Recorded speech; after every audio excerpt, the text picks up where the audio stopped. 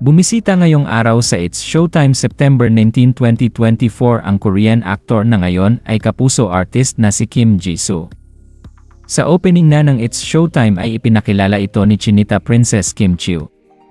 Bakas naman sa mukha ni Kim ang kilig sa aktor. Matatandaan kasi na pani ang aktres sa mga Korean aktor. Kaya naman ganito na lamang ang reaksyon niya tuwing may bukibisitang Korean aktor sa It's Showtime. Tuwang-tuwa naman ang Kim Pao fans sa reaksyon ni Kim nang lumabas na si Kim Jisoo. Anila ay parang bata talaga ang aktres dahil napakasaya nito tuwing nakikita ang kanyang mga hinahangaan sa industriya. Sa katunayan ay nagpa-picture pa si Kim kay Kim Jisoo bago umalis ang Korean aktor sa studio.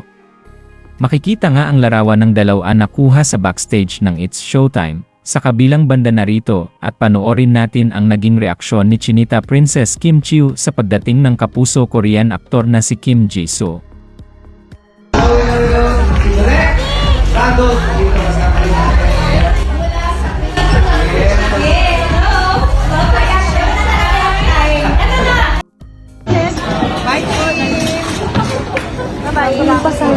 Wala pala din. Margie Solohano. Bye-bye, ingat ka.